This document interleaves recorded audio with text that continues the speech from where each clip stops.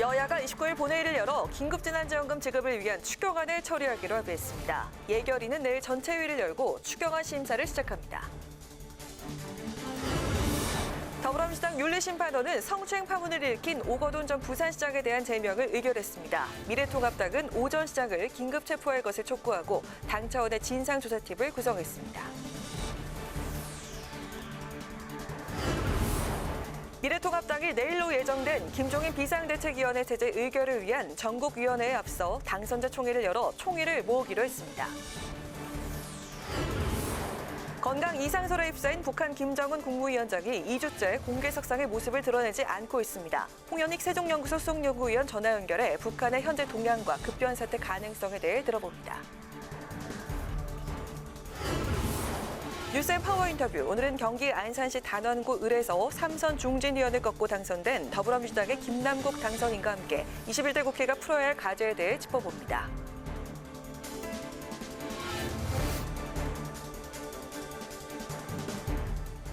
안녕하십니까. 4월 27일 의정 종합뉴스 뉴스엔 시작하겠습니다.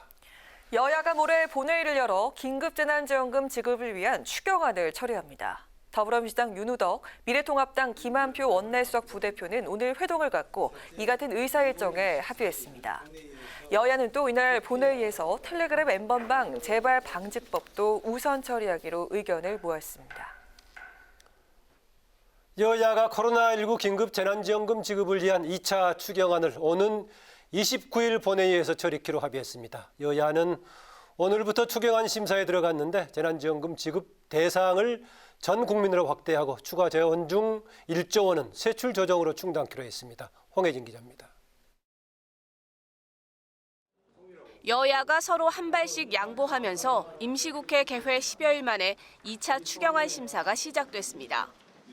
당초 평행선을 달렸던 지급 대상, 재원 마련 방안 등을 놓고 접점을 찾은 겁니다.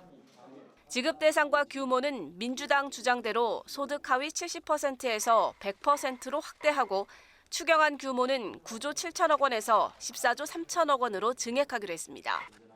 증액된 부분에 대해선 전액이 아닌 3조 6천억 원을 국채 발행으로 1조 원은 세출 조정을 통해 마련하기로 하면서 야당의 주장이 받아들여졌습니다.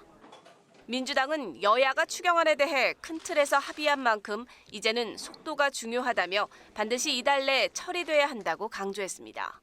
이번 주에 추경을 통과시키고 5월 초에 지급에 들어가야 합니다.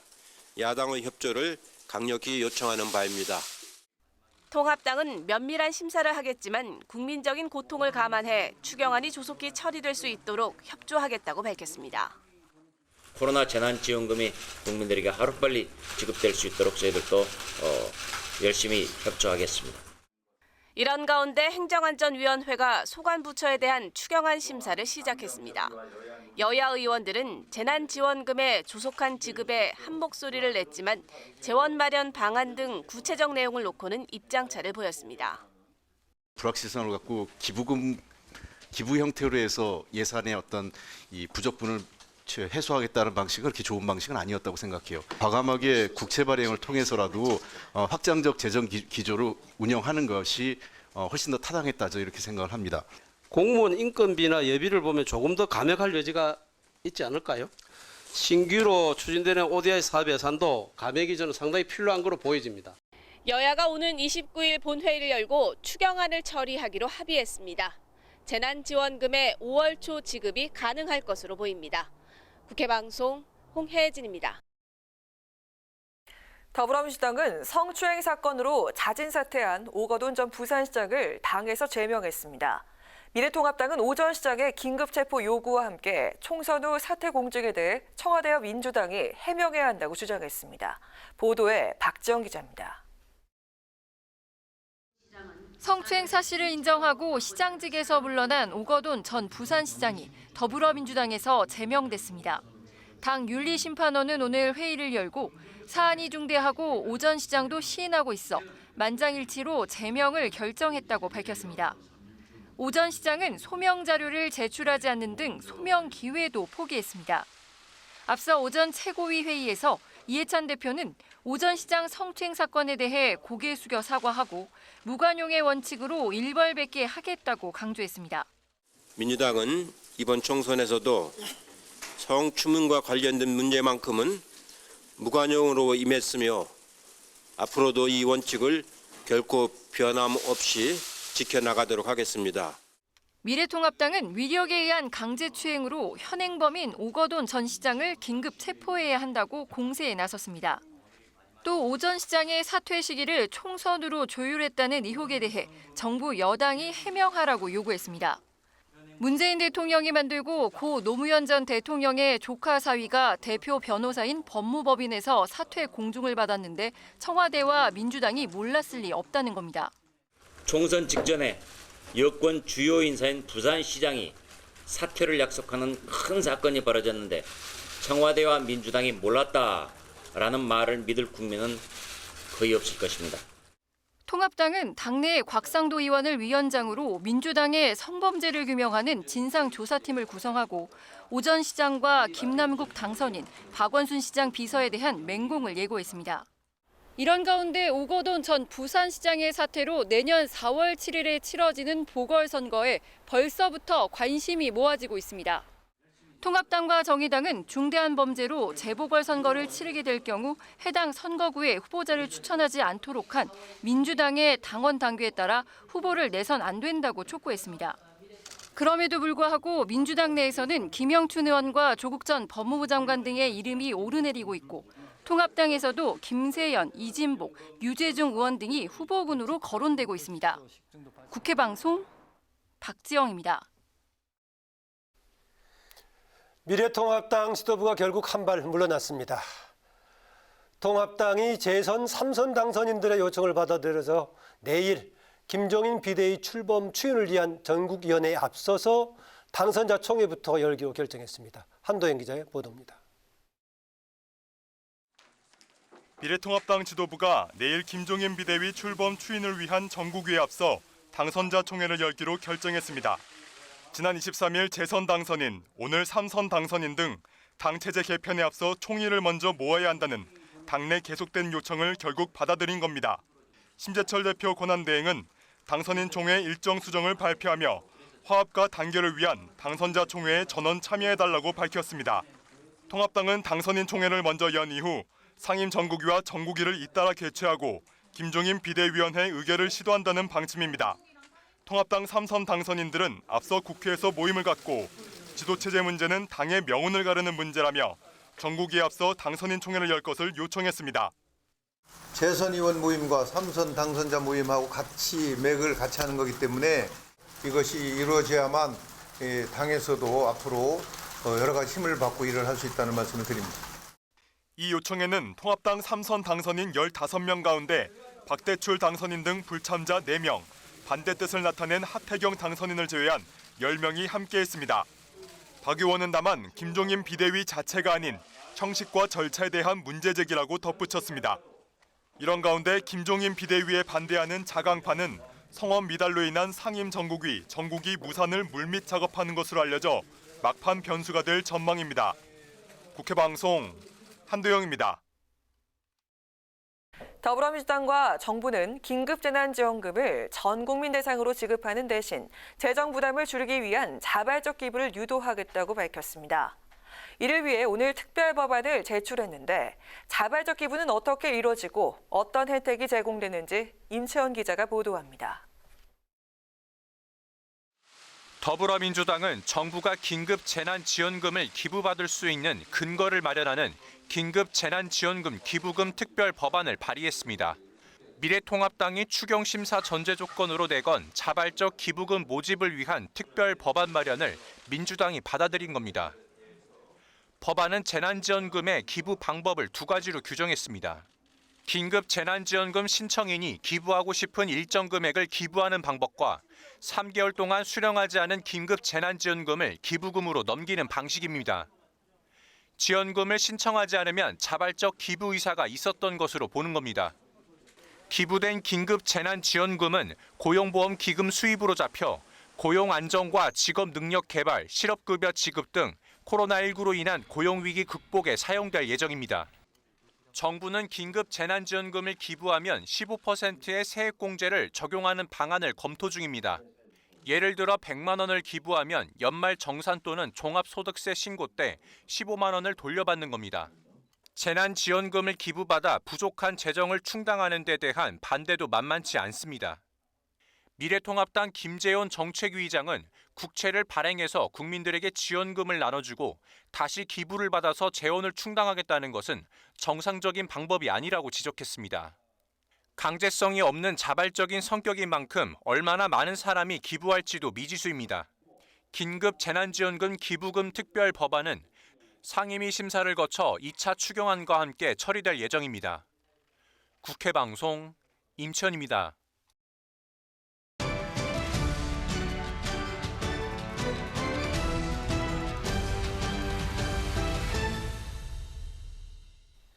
네, 이슈 분석 양윤선, 김세정 기자입니다. 어서 오세요. 어서 오세요. 네, 이제 여야가 원내대표 5월 7, 8일 선출하겠으니까 점차로 이제 후보군들 윤곽이 드러나고 있는데요.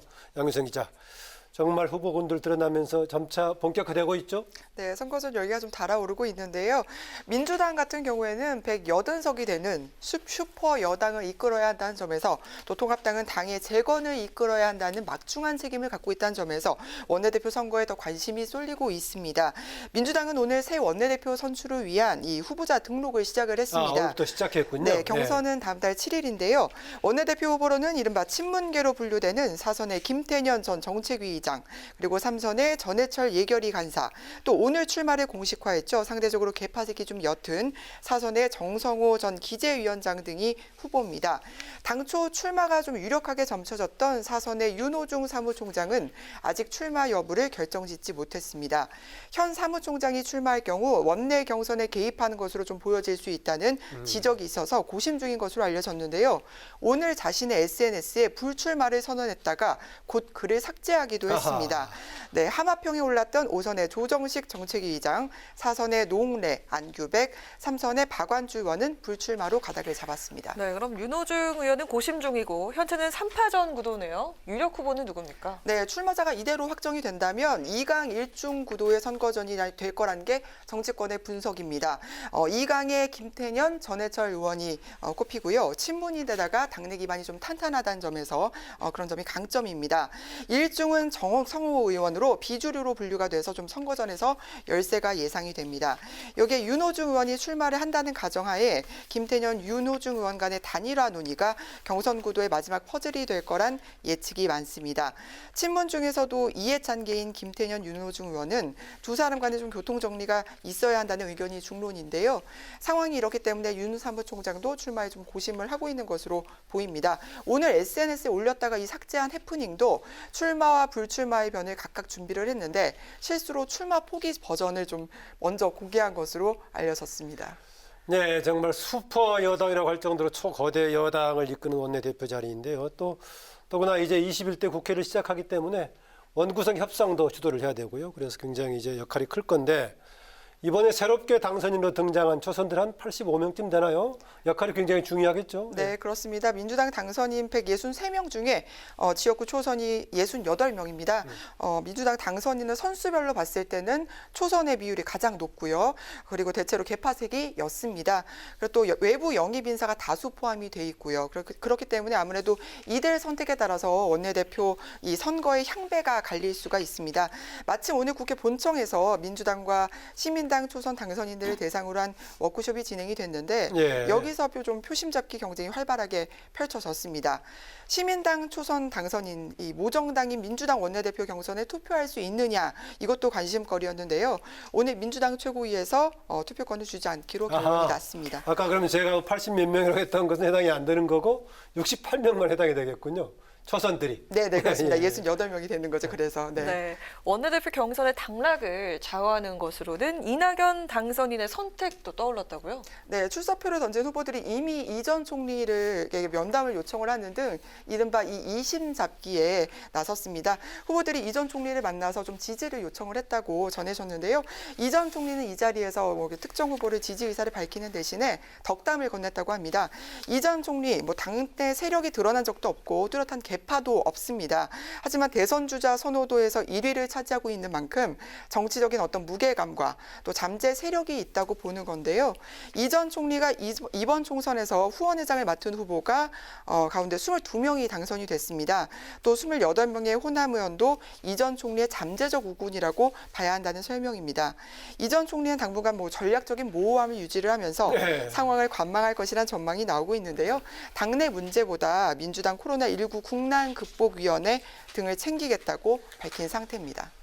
네, 통합당도 한번 살펴보죠. 김수정 기자. 미래통합당은 지금 7일로 예정된 민주당의 다음 날인 8일로 지금 그렇습니다. 준비를 하고 있죠.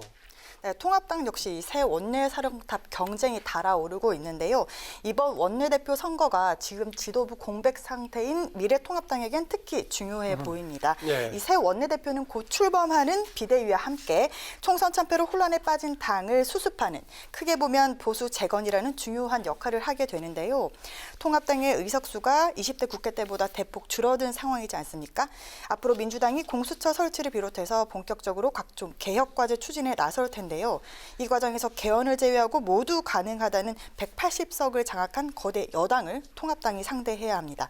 일단 의석수에서 통합당이 불리하기 때문에 원내대표가 효과적인 원내 전략을 구사해서 결과를 만들어내야 하는 상황이고요. 또 국민 신뢰를 회복하기 위해선 지도부가 국민 설득에도 능해야 합니다.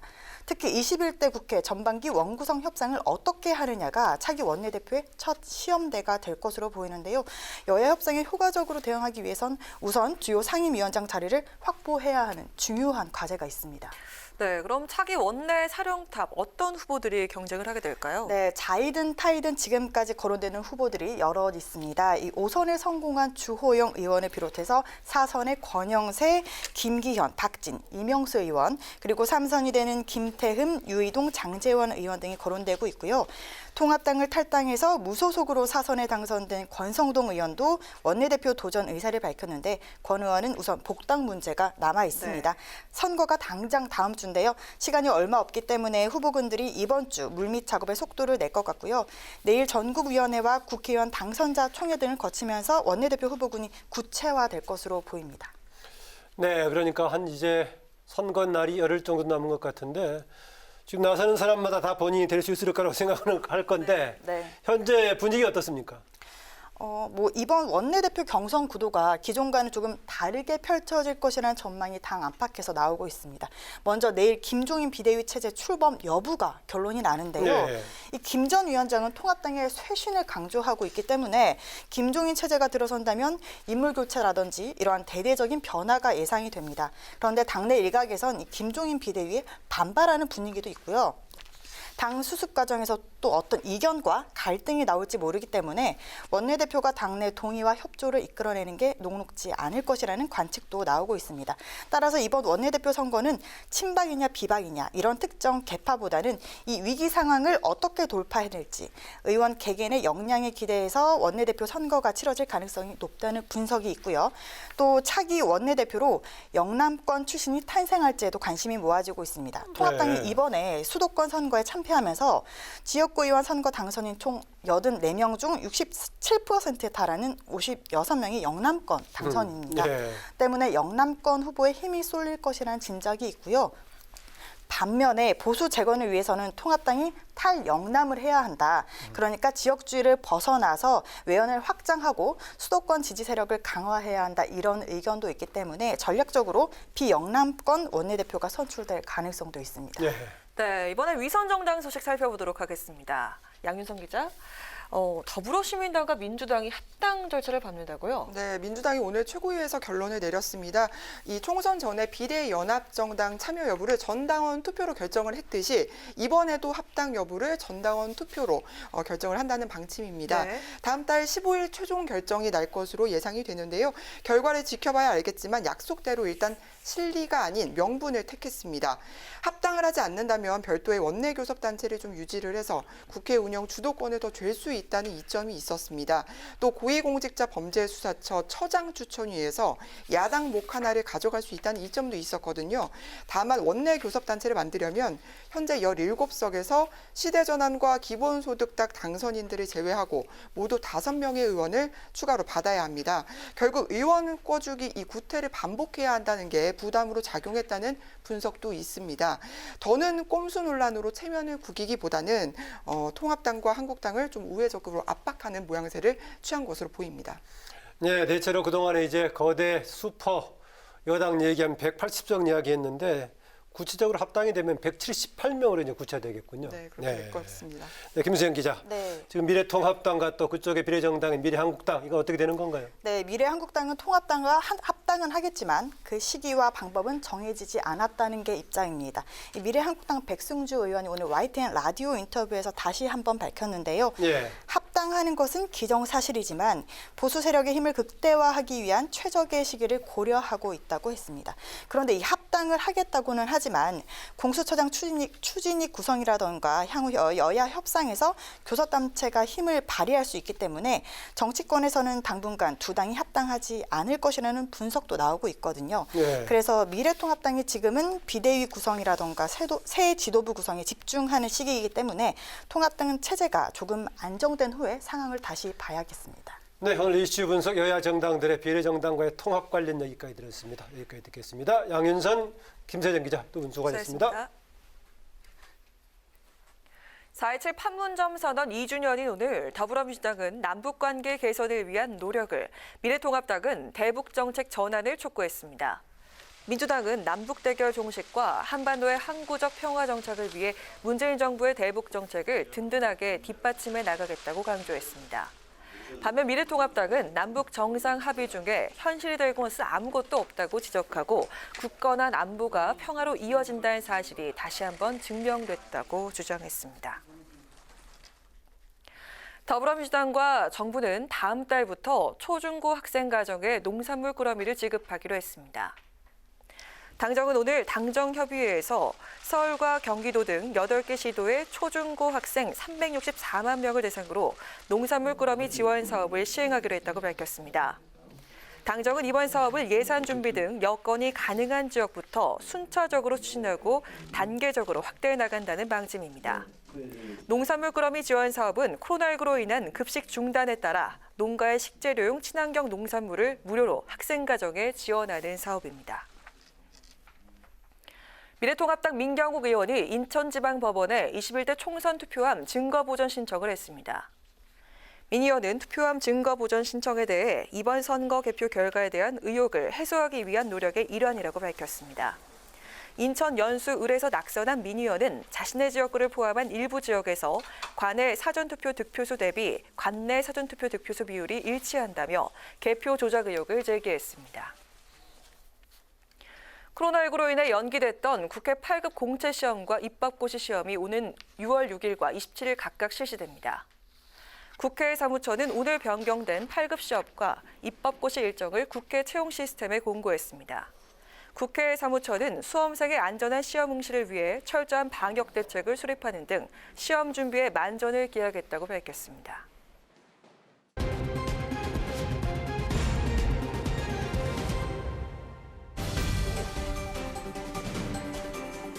오늘의 정치 키워드 탑3 시간입니다. 4월 27일 정치면을 장식한 뉴스는 무엇이었는지 첫 번째 키워드부터 만나보시죠.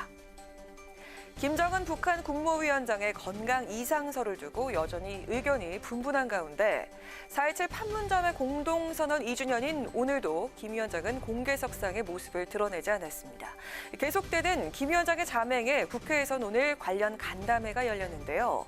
김정은 건강 이상설에 대해서 전문가들은 어떤 입장을 밝혔을까요? 오늘 국회에서 진행된 긴급 간담회에선 특이 동향이 없다는 정부의 판단을 믿어야 한다라는 의견과 건강 이상설은 합리적인 의심이란 의견이 팽팽히 맞섰습니다. 현재 북한 상황에 대해 모든 것을 추측할 수밖에 없는 상황에서 전문가들의 의견 역시 엇갈린 것인데요. 여기에 신변 이상설이 사실이더라도 국내에는 큰 영향이 없을 거란 관측도 나왔습니다. 전문가들은 백두 혈통이 권력을 승계하든 비백도가 정권을 탈취하든 어느 쪽이든 북한 내부 정세는 불안정할 수밖에 없다며 그렇게 되면 내부 혼란 때문에 군사적 도발은 자제하고 새 지도자가 개혁 개방을 조심스럽게 추진할 가능성도 있다고 밝혔습니다. 한편 윤상현 국회 외통위원장은 김 위원장이 일주일에서 열흘 안에 모습을 드러내지 않으면 와병설이 기정사실화될 것이라고 말했는데요. 김 위원장이 의도적으로 정상적인 업무를 하고 있지 않다면 전략적인 판단 하에 일주일 후 국제 이목을 집중시키는 행태를 보일 수 있다. 만약 정상적인 업무를 하지 못하는 것이라면 와병설 또는 코로나19로 인한 자가격리 둘 중 하나라고 전했습니다. 정부는 오늘도 현재 북한 내부에 특이 동향이 없음을 확인했다고 전하며 김정은 북한 국무위원장의 건강 이상설을 재차 부인했는데요. 일각에서는 김 위원장의 건강 이상설을 완전히 사실무근으로 대할 수 없다는 지적도 나오고 있는 만큼 모든 종류의 비상사태를 염두에 두고 차분하게 대비해야겠습니다. 이어서 오늘의 두 번째 정치 키워드입니다. 미래통합당 비대위원장직을 수락한 김종인 전 총괄선대위원장이 40대 기수론을 주장하며 강력한 인적 쇄신의 의지를 내비쳤습니다. 당장 당 안팎에서 찬성과 반대 의견이 쏟아졌는데요. 홍준표 당선인은 김종인 위원장을 맹비난하고 나선 가운데 40대인 김세현 의원의 주가는 급등했습니다. 총선 패배 뒤 미래통합당의 변화 의지가 부족했다며 고개를 숙였던 김종인 전 총괄선대위원장. 비대위원장에 오르면 초강도 쇄신부터 하겠다고 포문을 열었는데요. 경제 전문가인 70년대생을 내세워서 국가적 지도자로 키우겠다며 40대 기수론에 대한 생각을 밝혔습니다. 김 전 위원장은 당의 쇄신 방향으로 젊은 피 수혈을 가장 힘줘서 말하고 있는데요. 이번 총선 패배의 가장 큰 이유로 젊은 층의 지지를 받지 못했고 외연 확장에 실패했다는 점을 꼽고 있는 만큼 40대 경제통 대선 주자를 꺼내든 것도 같은 맥락으로 읽힙니다. 김 전 위원장이 40대 기수론을 꺼내들자 몸값이 치솟 고이는 인물로는 김세현 의원이 있는데요.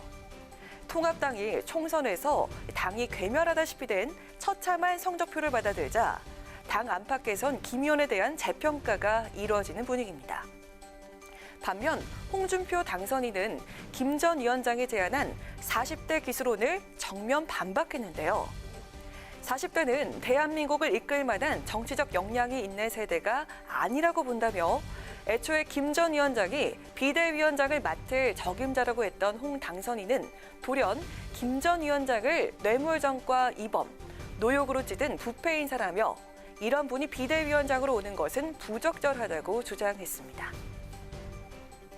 김 전 위원장의 40대 기수론 발언에 지난 대선에서 떨어진 기존 주자들은 극도로 민감해진 모습인데요. 김종인발 40대 기수론 주장이 60대가 주류를 이루는 통합당에 어떤 변화를 불러올지 귀추가 주목됩니다. 이어서 오늘의 세 번째 정치 키워드입니다.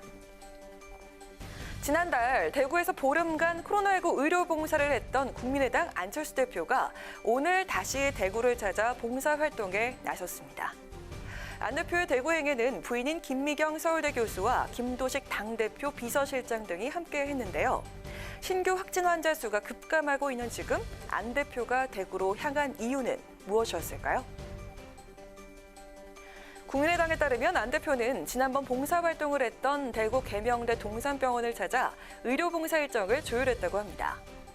안 대표가 대구를 다시 찾은 이유, 바로 약속을 지키기 위해서라고 하는데요. 지난 1일부터 보름 동안 의료봉사를 하면서 의사 안철수로 크게 주목을 받은 안 대표는 봉사를 마치고 상경하면서 국민의 평가를 받고 선거가 끝나면 바로 이곳 대구로 다시 돌아오겠다고 말했는데요. 안 대표는 이 약속을 지키기 위해 다시 대구로 향한 것이라고 하고요. 이 같은 안 대표의 움직임은 언행일체의 중요성을 다시 강조하기 위함으로 풀이됩니다. 안 대표의 이번 봉사활동은 언제까지라는 기한이 없이 병원 일정에 맞춰서 진행된다고 하는데요. 하지만 대구의 신규 확진 환자 수가 급감하고 있는 만큼 지난 봉사 때처럼 기간이 길어지진 않을 것으로 보입니다. 안 대표는 지난 총선 당시에도 국토종주 유세를 하면서 약속을 지키는 정치, 언행일치 정치에 대한 중요성을 강조한 바 있는데요. 자신이 말한 것은 꼭 행동에 옮기겠다는 안 대표의 언행일치 신념만큼은 박수받기에 충분하지 않을까 싶습니다. 이상 오늘의 정치 키워드 탑3였습니다.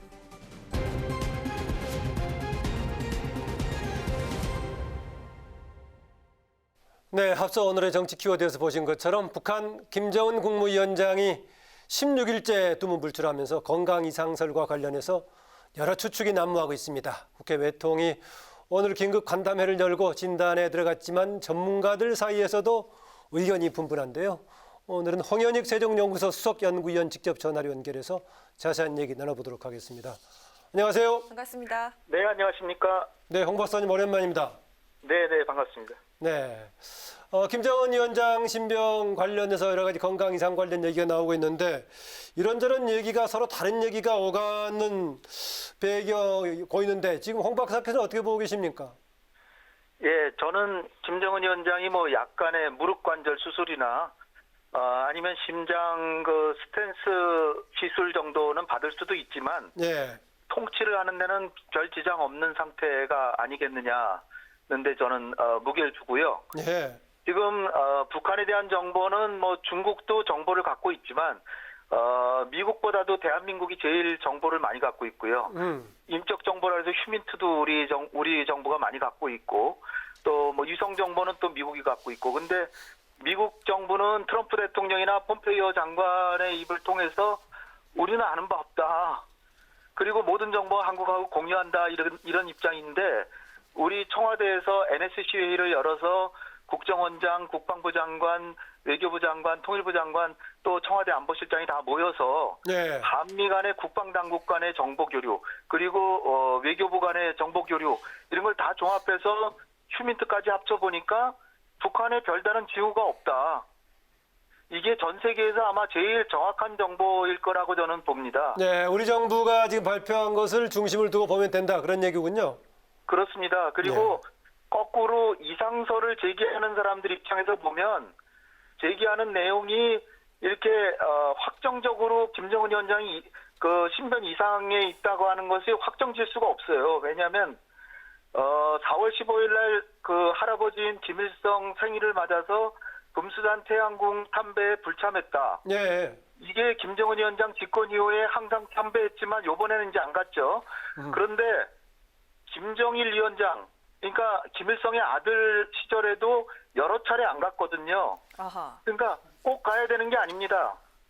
그다음에 이제 그거보다 3일 전에 최고인민회의 불참을 또 얘기하는데 최고인민회의 불참은 전문가라면은 요번엔 다 누구나 안 갈 거라고 다 생각했던 거예요. 왜냐하면 작년에 북한의 헌법을 2번이나 개정해서 김정은을 초법적인 그 지위에 올려서 국가 최고 지도자라 하면서 그 최고인민회의 의원이 아닙니다. 예, 대의원이 아니고 그래서 요번에 안 갈 것이라고 예상이 됐는데 이걸 안 불참했다라고 이상하다라고 본다는 것도 진짜. 네, 알겠습니다. 예. 네네. 제가 볼 때는 근거가 상당히 희박하다. 네. 그런데 김 위원장이 모습을 드러내지 않고 있는 게 16일째인데요. 불참은 뭐 이해할 수 있지만은요. 예. 잠행하는 이유가 뭐라고 보십니까? 제일 저는 그래도 비교적 좀 가깝다고 생각되는 게 청양에 그 코로나19 환자가 아무도 없다라 그러지만 청양에까지 환자가 일부 발생해서 비교적 안전하다고 생각되는 원산에 잠깐 가 있는 게 아니겠느냐. 아니면은 무릎 관절 수술 같은 거는 했을 수도 있다. 따라서 문재인 특보가 얘기하신 것처럼 13일 이후에 원산에 머물고 있고 또 특별기차도 지금 원산에 있다는 게 확인이 됐기 때문에 그리고 전군 비상령이나 뭐 그 북한의 이상한 동태가 전혀 파악된 게 없기 때문에 제가 볼 때는 아주 건강하진 않을지라도 통치하는 데는 별 문제가 없다는데 무게를 싣고 싶습니다. 네, 그러니까 뭐 일부 외신이라든가 일본 매체에서 나오고 있는 코로나19 관련해서 우리 표현으로 자가격리 이것은 좀 그럴 수도 있다라고 지금 홍 박사도 보고 있군요. 김정은이 그거 걸리면 정말 큰일이니까 만에 하나라도 아마 걸리면 안 되겠다 싶어서 이를테면 뭐 경호원 중에 한 명이 뭐 걸렸다든지 그러면은 일단 먼 산으로 피신한 게 아닌가. 예. 그러면은요. 그 외신에서 나왔던 중국 정부가 대북에 의료진을 급파했다. 이건 어떻게 봐야 되는 겁니까? 의료진이 근데 한두 명이 아니라 50명이거든요. 예. 김정은이 정말로 위태로우면 중국의 최고 심장병 전문가 한두 명만 보내면 됩니다. 그런데 이게 50명을 보냈다고 하는 거는 코로나19 사태 협력을 위해서 아하. 간 게 아닌가. 대외연락부장도 갔다는 얘기도 있는데 예. 그렇다면은 오히려 국가 차원에서 형제국을 도와주려고 코로나19 방역을 위해서 간 것이 아닌가 저는 그렇게 봅니다. 그렇게 보군요. 예. 네, 윤석열 외통위원장이요. 10일 안에 김 위원장이 모습을 드러내지 않으면 와병설이 기정사실화될 것이라고 주장을 했는데 이거 어떻게 보십니까? 네, 윤상현 위원장 얘기입니다. 네. 지난번에 2014년에도 41일 만에 나타났는데요. 그때는 이제 지팡이 짚고 나왔습니다. 아하. 그러니까 10일 정도는 조금 이른 것 같고, 20일 정도는 모르겠는데, 네. 제가 볼 때는 김정은 위원장이 숙소에서 쉬거나 TV 보면서 내가 안 나가니까 세계가 시끄럽구만. 언제 나갈까? 지금 기회를 노리고 있을 가능성도 네. 있고요. 예. 조금 몸이 불편할 수도 있지만, 그렇다고 해서 확정적으로 그렇게 생각할 건 없다고 보고요. 한미 간에도 사실 휴민트나 인적 정보 같은 게 우리가 뛰어나기 때문에 우리 대통령께서 오늘 또 김정은 위원장과의 신뢰 관계를까지 언급하셨는데 김정은 위원장이 완전히 쓰러져서 그런 정보라면은 지금 북한의 지도자를 검증할 필요가 없겠죠. 네, 일각에서는 이 정부가 북한의 긴급 사태에 대비해야 한다는 목소리를 네. 내고 있는데요. 북한 급변 사태 가능성은 또 어떻게 보시고 우리 정부는 어떻게 대비를 해야 한다고 보십니까? 네. 만에 하나 김정은이 정말로 아주 혼수 상태라고 하더라도 제가 볼 때는 김여정을 중심으로 일단은 과도 체제를 하고 태구민 씨는 김평일을 좀 주목해야 된다 그러는데 김평일은 전 가능성이 크지 않다고 보고요. 오히려 지금은 숨어 있지만 김정은의 형 김정철이 전면에 나설 가능성도 있다. 그러니까 우리 정부는 어쨌든 최악의 상황을 대비해서 워치콘이나 데프콘 같은 걸 상향할 것도 검토를 해야 되고 그리고 우리 정부도 이 중국이나 미국과의 정보 교류를 더 열심히 하고 그래서 방어 준비 태세는 확실하게 갖고 있어야 되지만 예. 그렇다고 해서 지금 일상생활을 지금 바꿀 필요는 없을 것 같습니다. 네. 오늘 말씀 잘 들었습니다. 고맙습니다. 고맙습니다. 감사합니다. 네, 지금까지 홍현익 재정연구소 수석연구위원이었습니다.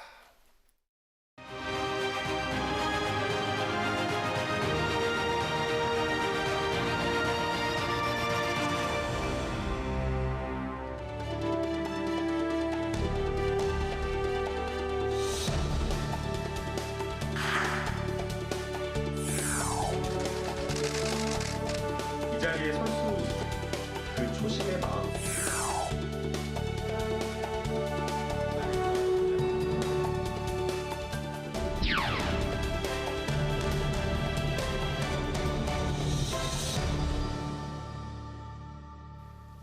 네, 이번 시간은 뉴스엔의 파워 인터뷰 코너입니다. 매주 월요일과 화요일 이번 21대 총선에서 금배지의 주인공이 된 당선인들과 얘기 나누는 시간 가지고 있는데요. 오늘은 총선 막판까지 이런저런 이유로 주목을 받았던 당선인이죠. 경기 안산 단원을에서 첫 도전만에 국회 입성에 성공한 더불어민주당의 김남국 당선인과 함께 얘기 나눠보도록 하겠습니다. 어서 오십시오. 어서 오세요. 안녕하세요. 네, 먼저 축하합니다. 네, 감사합니다. 지금 어디서 오셨어요? 네, 지금 국회 본청에서 네. 저희 이제 당선인들 첫 워크숍이 있어서요. 네. 워크숍이 끝나고 바로 이 방송국 스튜디오로 달려왔습니다. 예, 그러면 당선인들 워크숍이면은 주로 어떤 얘기를 하는 겁니까? 네, 아무래도 이제 당선인 첫 워크숍이기 때문에 공무원으로서의 여러 가지 사명감 그리고 또 공무원이 반드시 지켜야 될 법규와 윤리 강령에 대한 실무 교육이 있었습니다. 아, 실무 교육이었어요. 네. 이제 사실은 이제 1시부터 저녁 6시 10분까지 이렇게 예정된 수업이기 때문에 모든 수업이 그렇잖아요. 선생님이 수업을 들을 때도 교수님들도 수업은 힘들다라고 이야기를 하시는데 첫 수업이어서 그런지 모르겠지만 앞자리부터 먼저 꽉 차가지고 굉장한 열의와 열정을 보인 그런 워크숍이었습니다. 아, 그럼 거의 출석은 100%였겠네요. 네, 100%였던 것 같습니다. 예. 네. 총선 개표 당시 상황 생생하게 기억하시나요? 기억하고 싶지 않은데요. 네, 개표 막판까지 정말 접전이 계속 이어졌었는데 중후반까지는 좀 통합당 후보에게 밀렸지만 점차 격차를 좁혔고 결국 뒤집기에 성공을 했는데요. 그 당시 순간들 어떻게 기억을 하고 계십니까? 네, 새벽까지 정말 그 당선 확정이라는 그 문자가 뜰 때까지 기다리는 그런 상황이었고요. 네. 많은 분들이 이제 잠을 못 이루고 기다리셨다라고 하는데 국민들의 어떤 선택이나 이런 것들에 대한 고민은 분명하게 있었습니다. 다만 이제 시간이 마지막에 돼서 이제 어떻게 될지는 몰랐지만 승리를 할 것이다라는 그러한 기대와 조금 마음을 좀 가지고는 있었고요. 그러나 또 한편으로는 만약에 낙선을 쓸 때는 또 어떻게 해야 되나라는 그런 부분에 대해서 정말 오만 생각을 다했던 그런 기억이 있습니다. 네. 네, 아까 오늘 일단 워크샵은 뭐 실무적인 차원에서 여러 가지 자세라든가 윤리강령 얘기했다고 했는데요. 이런저런 다른 기회의 당선인들과 모임도 가지고 또 보니까 24일 날 여러 명의 당선인들이 팟캐스트에 나가기도 했던 것 같은데 주로 당선인들과 만났을 때는 어떤 얘기들 주로 오가나요? 우선은 이제 다 이제 아시는 분, 모르시는 분들 서로 이제 섞여 있는 그런 상황이었기 때문에 가볍게 인사하는 자리가 많았었고요. 네. 당선인들 여러 모임이 있었지만 모임에서 공통적으로 나왔던 것은 결국에는 지금 코로나19로 인한 경제 위기가 굉장히 심각한 상황이기 때문에 단기적으로는 국회에서 이런 것들을 확실하게 정부를 지원할 수 있는 것들을 해야 된다라는 것을 좀 이야기 많이 했었던 것 같고요. 그다음에 두 번째는 많은 국민들이 180석이라고 하는 정말 의회 역사상, 정치 역사상 만들기 힘든 그런 의석수를 만들어줬기 때문에 21대 국회에서 정말 일하는 국회 만들고 이 집권 여당으로서 확실한 어떤 성과를 보여줘야 된다. 그런 부분에 대한 정말 막중한 책임감을 좀 이야기한 자리였습니다. 오랫동안 동작구 주민이었었죠. 네, 그렇습니다. 이제 단원구 주민이 되셨는데. 네, 안산을 태어난 안산 사람이 됐습니다. 네, 그랬을 때 어쨌든 간에 안산의 유권자들이 지지해줘서 당선이 된 건데 그 지지 열망은 어떤 것이 담겨 있다고 보십니까? 네, 뭐 제 개인이 잘해서 그렇게 당선됐다라고 생각하진 않고요. 아마 박순자 의원님께서 하신 그러한 역할을 이어받아서 더 잘하라는 의미가 있지 않았나라는 그런 생각이 듭니다. 네. 또 특히나 선거 직전에 코로나19로 인한 경제 위기 또 방역에 대한 정부에 대한 평가가 있었는데 부족하지만 그래도 우리 정부가 다른 어떤 세계의 정부와 비해서는 잘했다라는 그런 평가가 있었던 것으로 보이고요. 네. 더 열심히 하고 더 잘하라는 그 평가가 있지 않았나라는 생각이 듭니다. 그리고 이제 또 하나 더 거기에 더해서 또 의미를 부여하자라면 아마 유권자분들이 청년이고 정치 신인이기 때문에 새로운 어떤 정치에 대한 기대감, 일하는 국회 만들라, 민생을 챙길라라는 그런 어떤 국민들의 유권자들의 선택과 명령이 있었던 것으로 보입니다. 네. 이전에는 변호사로 활동을 하시면서 TV 프로그램에 얼굴을 많이 비추셨는데 이번 저랑 21대 방송도 많이 했습니다. 그렇죠. 네. 많이 뵀습니다. 네. 21대 총선에 이렇게 도전장을 내미셔서 이게 당선까지 되셨는데 원래 꿈이 선생님이셨다고 하네요. 정치를 하게 될 거라고는 생각도 못 하셨다고 하는데 정치권에 발을 들이게 된 계기가 궁금합니다. 이제 변호사로서 이제 활동을 하다 보니까 아무래도 여러 시민사회 단체와 일을 많이 하게 되었고요. 또 민원이 아니라 어떤 특정한 사건과 관련되어서 억울한 사건들을 굉장히 많이 접하게 되었는데 이러한 것들을 하나하나 풀어나가면서 개별적인 어떤 사건의 문제가 아니라 결국에는 우리 사회 구조의 문제다. 그리고 이러한 것들을 좀 직접 풀어보고 싶다라는 그런 생각을 했습니다. 그래서 이러한 것들을 정말 바꾸려고 한다면 법제도를 개선해야 된다라는 그런 생각을 했고 그런 차원에서 국회에 들어가서 일을 해보고 싶다라는 결심을 하게 되었습니다. 사실 이제 원래는 여러 사회의 어떤 갈등과 이익을 조정하는 게 국회의 역할인데 그러한 것들을 이제 과거에는 좀 제대로 하지 못했다라는 그런 생각이 듭니다. 오히려 국회가 일하지 않고 싸움하고 막말하고 민생을 등한시하는 어떤 그런 모습을 보였는데 이제는 정말 뭐 진보냐 보수냐 아니면 여냐 야냐 이런 어떤 진영 논리를 넘어서서 민생을 챙기고 일하는 국회를 정말 만들어 보고 싶습니다. 아까 선생님 옛날에 꿈이었다 얘기가 나왔었는데요. 학생들하고 계속 어울리느라고 한때 기숙사 사감 선생님도 한 적이 있었죠. 네, 기숙사 사감 선생님도 좀 오래 했었는데요. 네. 청년들과의 스킨십도 국회의원이 돼서도 열심히 이어나갈 생각입니다. 민주 시민사회 교육이라든가 이러한 것들이 사실 많이 필요한데요. 직접 체험할 수 있는 그러한 것들이 저는 필요하다고 보이고 그중에 하나로서 정치인들과 청년들과 그리고 많은 그 청소년들이 함께 이야기 나눌 수 있는 그러한 기회를 갖는 것도 굉장히 중요하다고 생각하기 때문에 그러한 접촉을 계속 늘려나가고 싶습니다. 네, 좀 불편할 수도 있는 질문, 그러나 피해갈 수 없는 질문 드리겠습니다. 처음에 이제 강서갑 공천 신청했다가 당시에 논란이 됐었는데 그때 심정이 어땠습니까? 그때 심정은 제가 낙선을 한다고 하더라도 강서갑에 가서 공정한 어떤 경선을 붙어보고 싶다라는 그런 생각을 했었습니다. 당시에 뭐 낙하산 후보니 이런 지적들에 대해서 어떻게 보십니까? 이제 그 자객 공천이다라는 그런 예, 예. 이야기가 있었는데요. 사실 이제 이게 낙하산 공천이나 자객 공천이라고 하는 것은 사실은 백 있는 사람이 중앙의 어떤 백을 통해 가지고 쉬운 곳을 가는 것이거든요. 그리고 경쟁력 있고 힘 있는 사람이 가는 것인데 저 같은 경우에는 백도 없고 그다음에 힘도 없는 청년 정치 신인이었기 때문에 그런 것보다는 정말 그냥 당당하게 도전장을 내 가지고 공정한 어떤 경선을 해보고자 하는 그런 생각이 있었기 때문에 예. 그런 부분에 좀 공감은 못했습니다. 아, 그러면 결국은 만약에 선택의 기회가 있었다면 계속 있었을 것인데 당이 교통정리하면서 결국 빠져나갔다라고 볼 수 있겠네요. 네, 전략적인 어떤 판단이 있었던 것으로 보입니다. 이 질문도 또 드려야 될 것 같은데요. 또 선거 막판에 성인 팟캐스트 출연과 관련해서 여성 비하 발언 논란이 있었습니다. 일부 시민단체가 또 당선인을 검찰에 고발하기도 했고요. 통합당은 또 민주당의 민낯이 그대로 드러났다 이렇게 비판 공세를 펼쳤는데 이에 대한 입장 어떻습니까? 네, 여러 가지 너무 많이 물어보셔서 하나하나 골라서 답하세요. 예, 하나하나 답변드리기가 좀 어려운데 우선은 검찰 고발건과 관련되어서는 이 콘텐츠에 대해서 19금 표시를 안 했다라는 걸로 고발을 했는데 원래 이 19금 표시라고 하는 것은 그 대상물이 한정되어 있고요. 그래서 이 팟캐스트가 과연 그 대상인지도 사실 법률적 쟁점이 있고 그러한 어떤 콘텐츠에 대해서 19금 표시를 하는 것이 필요하다라고 하더라도 법률상 의무가 있는 자는 출연자가 아니라 영상을 유통하는 플랫폼 사업자라든지 아니면 그 콘텐츠를 제작한 제작자이기 때문에 저하고는 무관한 그런 사안이고요.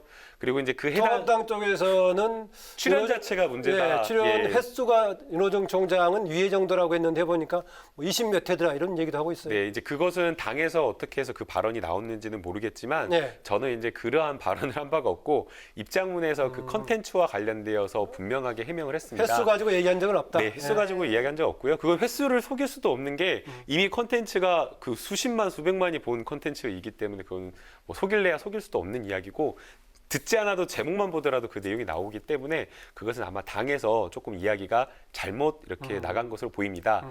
저는 이제 거기에 대해서 이제 분명한 입장문을 뭐 이렇게 내서 이제 해명을 했었는데요. 여성을 비한다거나 여성이 아니라 청소년, 노인 그 어떤 사람도 저는 뭐 비하할 그런 의도나 생각이 전혀 없습니다. 그 부분에 대해서는 그렇게 살아왔고 국회의원이 아니라 어떠한 직함, 어떤 순간, 어떠한 상황에 있더라도 그렇게 할 생각입니다. 뭐 그럼에도 불구하고 해당 컨텐츠와 관련되어서 출연한 부분에 있어서는 공인으로서 좀 적절하지 않은 그런 점이 있기 때문에 이미 이 부분에 대해서는 사과를 드렸지만 여기 나와서 한 번 더 사과를 드리고 싶습니다.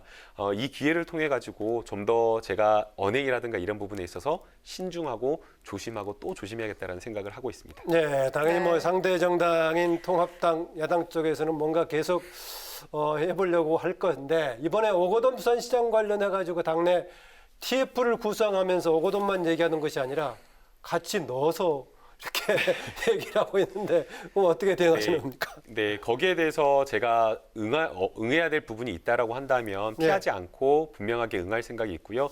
다시 한번 그 부분에 대해서는 여러 가지 국민들께 누를 끼쳐드려서 죄송합니다. 네. 네. 또 당선인께서는 조국 퀴즈, 뭐 조국의 남자 이렇게 또 불리시기도 하잖아요. 조국 백서 필진 출신이시고요. 또 이렇게 이목을 끌었는데 친조국 인사들로 평가받은 인물들이 당선증을 거머쥐었습니다. 이 부분 어떻게 보십니까? 혹시 약간 청문회 같다는 느낌이 드는데 오늘 좀 질문이 불리한 질문만 나오는 거예요. 후반에 유리한 거 아닌가요? 네. 혹시 사람들이 부정적으로 얘기하는 것을 충분히 당선인 입장에서 얘기할 수 있으니까 굉장히 좋은 질문 같은데. 네. 우선은 이제 조국의 남자다라고 이렇게 이야기를 하고 있는 것은 일부 언론에서 그렇게 이야기한 것으로 보이고요. 이제 제가 그 지난해 많은 국민들과 거리에서 촛불을 들며 외쳤던 것은 결국에는 이제 검찰 개혁에 대한 이야기였습니다. 아무래도 이제 법무부 장관을 했던 조국 전 장관님께서 검찰 개혁의 어떤 상징이었기 때문에 조국의 남자다, 검찰 개혁의 남자다, 검찰 개혁에 선봉했었던 그런 인물로 평가가 되는 것으로 보이고요. 이 검찰 개혁이라고 하는 것은 21대 국회에서 반드시 빈틈없이 추진되어야 될 과제인 것은 분명합니다. 다만 모든 일에는 경중완급이 저는 있다라고 생각이 되는데요. 지금 21대 국회가 개원을 하면 반드시 바로 즉각적으로 해야 될 것은 결국에는 코로나19로 인한 경제 위기 극복이라고 생각이 됩니다. 무엇보다 중요한 것은 단기적으로 이 경제적 정말 벼랑 끝에 몰려있는 그런 분들에 대한 지원이 시기를 놓쳐서는 안 되기 때문에 그러한 어떤 지원이 빈틈없이 이루어지는 게 필요하고요. 또 이번에 경제 위기가 단순히 우리나라만의 위기가 아니라 세계 경제 위기다라고 하고 그렇죠. 있고 네. V자로 이렇게 반등해서 회복하기가 어려울 수도 있다라고 이야기를 하고 있기 때문에 정부에서 준비하고 있는 여러 가지 경제 지원 책에 대한 이런 부분을 입법적으로 그리고 재정적으로 지원하는 게 국회의 역할이라고 저는 생각이 듭니다. 일단 그 백서지필은 이제 좀 못하겠네요. 계속 하나였잖아요. 이제 참여진으로, 제가 이미 당선 선거를 거의 한 3, 4개월을 준비했기 때문에 그 부분은 제가 계속 이어나가기가 어렵고요. 하긴 할 거다. 예, 제가 하는 게 아니고 이미 다른 여러 필진들이 있기 때문에 아마 검찰 개혁에 대한 이야기는 그런 여러 공동 필진들이 충분하게 해나갈 것으로 보입니다. 예. 추가적으로 지금 이제 의원으로서 입법을 담당한 의원으로서 검찰 개혁 관련해 가지고 이건 좀 확실하게 해야겠다라는 게 어떤 거 있습니까? 우선은 이제 검찰 개혁이라고 하는 것이 많은 국민들이 검찰만 개혁하는 것으로 오해하는 경우가 있는데요. 문재인 정부에서 하려고 했던 것은 검찰 개혁만이 아니라 권력기관 개편 작업을 했던 거였습니다. 그래서 권력기관 개혁 작업 중에 검찰 개혁이 있고요. 또 검찰 개혁을 통해 가지고 경찰권이 비대화되기 때문에 지방 자치경찰 제도라든지 남아있죠. 예. 수사와 행정경찰을 분리하는 경찰 개혁이 있고요. 또 국정원이 항상 문제였던 게 국정원이 국내의 어떤 정보나 정치에 개입하는 그런 문제가 있기 때문에 국정원 개혁까지 다 포함을 해서 권력기관 개혁 작업이 저는 함께 나아가야 된다고 봅니다. 그러면은 상임위 쪽은 행안이라든가 법사위 쪽에 좀 염두에 두겠네요. 그 상임위 같은 경우에는 어떤 상임위를 가더라도 제가 열정을 가지고 하고 싶은 그런 의지가 있고요. 예. 법사위를 우선적으로 배정을 해준다라고 하면 법사위에 들어가서 검찰 개혁을 완수를 하고 싶다라는 의지가 있습니다. 다만 이제 문제가 제가 이제 아무래도 이제 이 21대 국회 중에서 연령도 가장 막내에서 손꼽을 정도의 어린 그리고 또 법조인들이 좀 많은 편이죠. 기라성 같은 법조 선배님들이 많기 때문에 제가 거기에 대해서 욕심내기는 어렵고 만약 주어진 소임이 있다라고 한다면 어디서든 최선을 다하고 싶습니다. 뭐 검찰 개혁 관련 말고 그동안에 이제 주로 논평을 하면서 국회의원들 활동하는 거 봤을 건데 내가 할 때는 이런 점은 좀 하지 않겠다. 이런 점 좀 보완하겠다. 떠오르는 거 없습니까? 네, 제가 이제 한 며칠 전에 한 2, 3일 전에 논평을 또 하나 논평이라기보다는 어떤 평가와 소회를 또 인터넷 SNS에 올렸었는데요. 네. 논평이나 이런 것들을 보면 상대방을 굉장히 비하하거나 상대방을 아프게 할 수는 있지만 그게 존중하지 않는 방법으로 상당히 많이 이루어졌던 것 같습니다.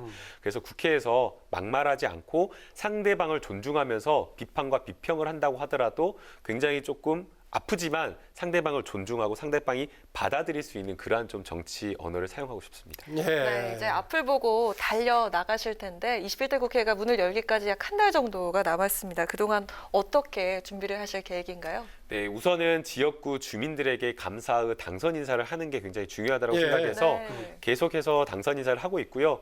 또 그 다음에 여러 공부를 하는 게 중요하다고 생각을 해서 당장 이제 내일에 저희 이제 안산 단원을에는 반월 시화공단이 있거든요. 그래서 한국산업단지공단에 먼저 제가 연락을 해서 공부를 하겠다라고 하면서 자료를 받아봤고 또 해당 담당자분을 만나서 여러 이야기를 드리려고 하고 있습니다. 화성으로 뚝 연결되는 그쪽까지 예, 맞습니다. 거군요. 그래서 이제 공단에서 굉장히 깜짝 놀라시더라고요. 당선인이 굉장히 바쁠 텐데 먼저 이렇게 연락을 해서 공부하겠다라고 하는 그 열의가 굉장히 신기하다라고 말씀을 해주셨는데 그렇게 이제 제가 직접 찾아다니면서 담당자분들께 여러 가지 공부해야 될 현안을 챙기면서 공부하는 일하는 국회를 만들기 위해서 공부하는 데 열심히 준비하고 싶습니다. 네.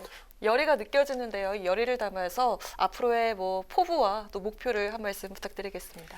네, 민생을 저는 챙겨야 된다고 생각이 됩니다. 국회의원들이 과거에는 싸움만 하고 막말하면서 여러 특권만 누리는 그러한 국회와 정치의 모습을 보여줬었는데요.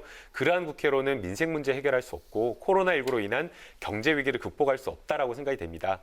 정말 열정과 열의를 가지고 더 낮고 겸손한 자세로 일하는 국회 만들고 부지런하게 민생을 챙기겠습니다. 네, 그동안에 이렇게 방송을 주로 하면서 방송에 출연을 많이 했는데요. 이제 의정 활동하면서도 특히 국회 방송을 비롯해가지고 자주 좀 보여주길 부탁드립니다. 네, 많이 불러주십시오. 네, 오늘 고맙습니다. 네, 감사합니다. 네, 뉴스N의 파워 인터뷰 지금까지 더불어민주당의 김남국 당선인과 함께했습니다. 지난주와 달리 오늘은 완연한 봄 날씨가 이어졌습니다. 내일도 전국의 하늘 맑겠고요. 미세먼지 걱정도 없겠습니다. 이번 주는 갈수록 기온이 큰 폭으로 오르고 대기는 점차 더 건조해지겠는데요. 바람까지 강하게 불 것으로 예상되는 만큼 작은 불씨에도 세심한 주의가 필요하겠습니다. 네, 오늘 뉴스는 여기까지입니다. 오늘이 그 한반도 평화의 새로운 분위기를 띄우면서 기대를 주었던 4.27 판문점 선언 2주년인데요. 남북 관계는 최근 정체 상태입니다. 또 이런 가운데 김정은 위원장의 건강 이상설이 논란이 되고 있는 오늘입니다. 국민에게 힘이 되는 국회를 위해서 내일도 뉴스엔이 함께하겠습니다. 시청해 주셔서 고맙습니다.